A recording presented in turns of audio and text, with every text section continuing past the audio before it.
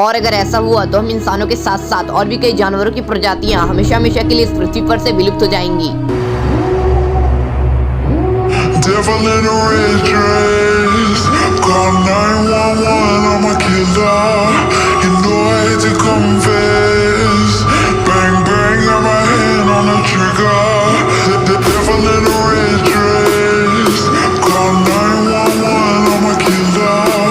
You know I hate to confess. Bang bang, got my hand, got my hand.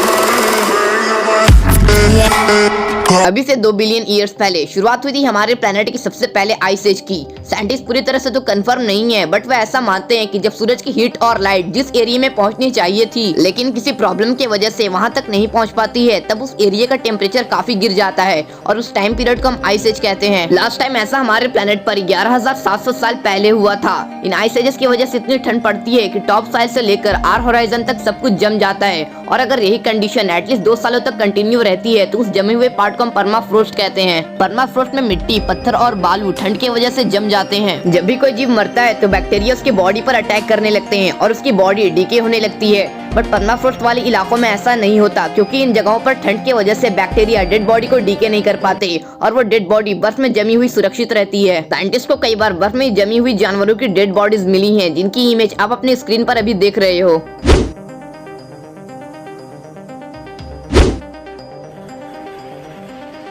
ये dead bodies कई हजारों सालों से ऐसे ही वेल प्रिजर्व्ड हैं। सिर्फ जानवरों की डेड बॉडीज ही नहीं बल्कि कई हजारों सालों से जमे हुए माइक्रो ऑर्गेनिज्म जैसे बैक्टीरिया और वायरस को भी साइंटिस्ट ने अपने रिसर्च में पाया है। तिब्बत के पहाड़ों पर हजारों सालों से जमी हुई बर्फ को ड्रिल करके साइंटिस्ट जब अपने साथ कुछ सैंपल्स लेबोरेटरी में लाए और उसके ऊपर रिसर्च की, तब उन्हें ये जानने को मिला कि उस आइस सैंपल्स में डायनासोर के टाइम के वायरस प्रेजेंट हैं जो बाहर निकलने का वेट कर रहे हैं। इसमें वायरस के 33 डिफरेंट ग्रुप्स मौजूद थे, लेकिन हैरान कर देने वाली बात यह है कि इनमें से 28 वायरस के ग्रुप से कोई जानता तक नहीं था। इसके बाद जब साइंटिस्ट ने साइबेरिया के आइस सैंपल्स पर रिसर्च की, तब उन्होंने 30,000 सालों से जमे हुए वायरस को पाया। जब इस वायरस को मॉडर्न हेल्दी सेल्स के साथ रखा गया तो सब शॉक्ड हो गए। ये वायरस इतने सालों तक इनएक्टिव रहने के बावजूद भी इन हेल्दी सेल्स को इन्फेक्ट करने में कैपेबल था। इस वायरस का नाम साइंटिस्ट ने मेगा वायरस रखा क्योंकि इसकी साइज नॉर्मल वायरस से काफी बड़ी थी।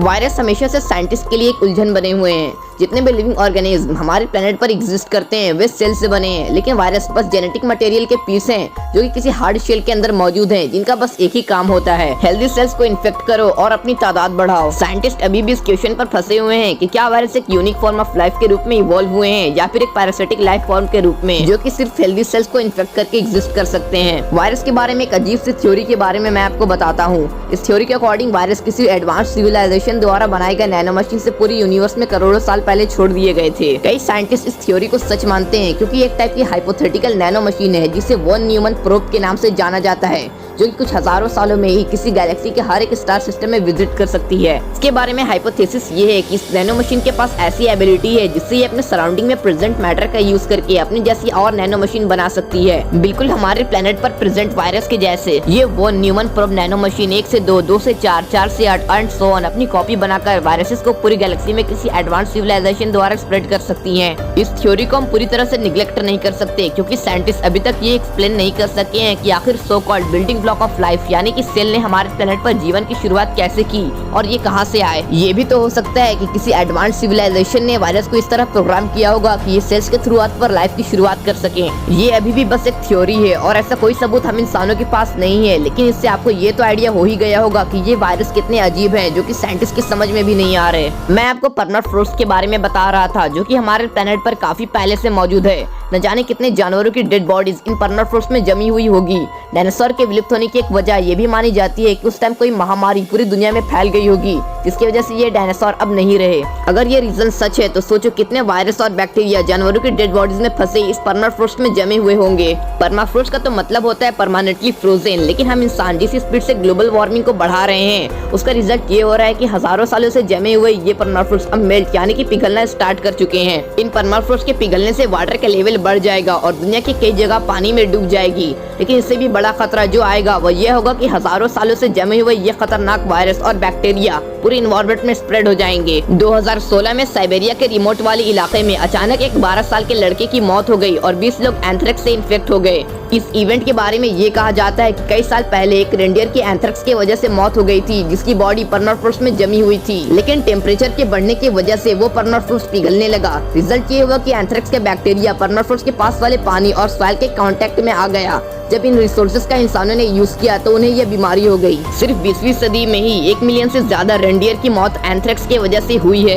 रिसर्चर्स का यह कहना है कि स्मॉल पॉक्स और ब्यूबोनिक प्लेग जैसी महामारी के वायरस अभी भी इन परमाफ्रोस्ट में मौजूद हैं। अगर ग्लोबल वार्मिंग को नहीं रोका गया तो ये महामारी वापस आ सकती है। भले ही हम इंसान बैक्टीरिया और वायरस के साथ इवॉल्व हुए हैं और उनके साथ रहना सीख गए हैं, बट हजारों सालों से जमे हुए वो माइक्रोब्स हमारे लिए बहुत बड़ा खतरा है, क्योंकि ना हम कभी पहले उनके कांटेक्ट में आए हैं और ना हमारी बॉडी उनके अगेंस्ट फाइट कर सकती है। अभी हमारी पूरी दुनिया को नोवेल कोरोना वायरस ने अपनी चपेट में ले रखा है। एक ऐसा जीव जो कि इतना छोटा है कि हम इंसान उसे देख तक नहीं सकते, बट स्टिल उसकी कैपेबिलिटी तो देखो। इतना छोटा होने के बावजूद भी उसने अब तक वर्ल्ड वाइड 1.5 मिलियन से भी ज्यादा लोगों को हमेशा हमेशा के लिए मौत की नींद सुला दी है। अब आप ही सोचो, अगर वायरस की सिर्फ एक स्पीशीज के फैलने से पूरी दुनिया का ये हाल हो सकता है, तो अगर ब्यूबोनिक प्लेग और स्मॉल पॉक्स जैसे और कई बीमारियां फैलाने वाले माइक्रो ऑर्गेनिज्म वापस आ गए तो क्या होगा। मौत के खौफ का मंजर पूरी दुनिया में फैला होगा। न जाने कितने लोग अपनी जिंदगी से हाथ धो बैठेंगे। कोरोना का पहला केस 17 नवंबर 2019 में मिला था, जब एक 55 साल का बूढ़ा आदमी इससे इन्फेक्ट हुआ था।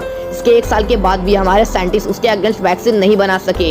एक बात जो आपको जरूर जान लेनी चाहिए वो ये है कि आज के मौजूद कई जानलेवा बैक्टीरिया इतने इवॉल्व हो चुके हैं कि उन पर अब एंटीबायोटिक का भी कोई असर नहीं होता। और वायरस की बात तो छोड़ ही दो, इनके अगेंस्ट वैक्सीन डेवलप करना ही अभी भी साइंटिस्ट के लिए एक चुनौती है। अगर परमाफ्रोस्ट को मेल्ट होने से नहीं रोका गया तो कई जानलेवा बैक्टीरिया और वायरस पूरी धरती पर फैल जाएंगे और हम इंसानों के साथ साथ और भी कई जानवरों को इन्फेक्ट करना स्टार्ट कर देंगे। और अगर ऐसा होता है तो हम इंसानों का बच पाना काफी मुश्किल हो जाएगा, क्योंकि इनके अगेंस्ट वैक्सीन को डेवलप करना वो भी जल्द से जल्द ऑलमोस्ट इम्पॉसिबल है। जिस तरह हम इंसान फैक्ट्रीज और व्हीकल्स में से ग्रीन हाउस गैसेस इमिट कर ग्लोबल वार्मिंग को बढ़ा रहे हैं, तो ऐसा लगता है कि ये बीमारियां परमाफ्रोस्ट के पिघलने से वापस पक्का आ सकती हैं। रिपोर्ट्स की माने तो हमारे अर्थ का टेम्परेचर पिछले सेंचुरी से 2 डिग्री फ़ारेनहाइट बढ़ गया है। सुनने में तो ये टेम्परेचर काफी कम लग रहा होगा, लेकिन इसका हमारे प्लेनेट पर बहुत बुरा इफेक्ट हुआ है। पिछले 5 साल पूरी सदी के सबसे गर्म साल रह चुके हैं। अर्थ का टेम्परेचर बढ़ने की वजह से कैसे आइसी प्लेसेस और ग्लेशियर मेल्ट हो रहे हैं वो आप अपनी स्क्रीन पर देख सकते हो।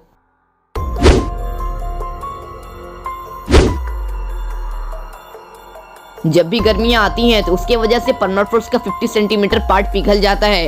ऐसा ही चलता रहा तो हॉलीवुड की मूवी 2012 में दिखा गई हमारी पृथ्वी पर आने वाले डिजास्टर्स के सीन सच हो जाएंगे। और अगर ऐसा हुआ तो हम इंसानों के साथ साथ और भी कई जानवरों की प्रजातियां हमेशा हमेशा के लिए इस पृथ्वी पर से विलुप्त हो जाएंगी।